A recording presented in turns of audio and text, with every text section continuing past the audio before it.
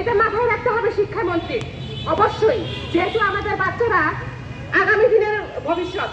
তারা ক্লাস 6-এ যদি device use করে একটা সার্চ দিয়ে তারা অন্যখানে চলে যায়, লাভ রিলেশনে চলাচ্ছে, এই ড্রাইভার কে নেবে? আমার এটাই কোশ্চেন।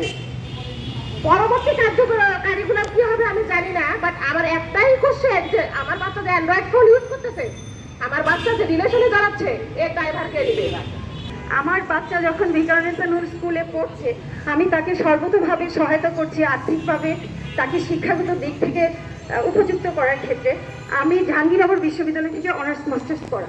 তো আমার কিন্তু তখন যে মনে হচ্ছে কোথাও আমার বাচ্চা বেসিক থেকে বিচ্যুত হচ্ছে। আমি বলছি না নতুন কার্যক্রম অবশ্যই একটা টিম থাকে সরকার নির্ধারিতভাবে, তারা এটা নিয়ে গবেষণা করে, অবশ্যই এটার বাস্তবভিত্তিক নিশ্চয়ই কোনো তাদের উদ্দেশ্যটা আছে।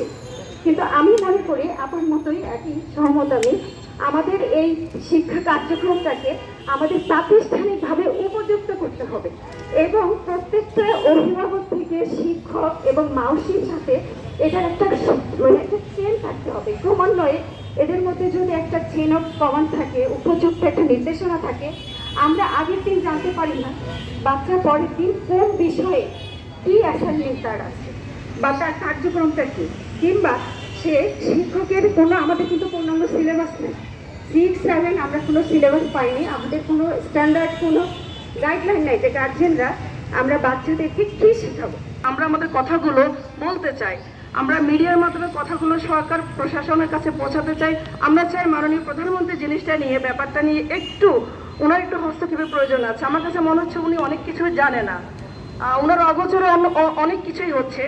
কারণ একটা দেশের মেরুদণ্ড হচ্ছে তার শিক্ষা, সেই শিক্ষাটাই আজ ধ্বংসের মুখে।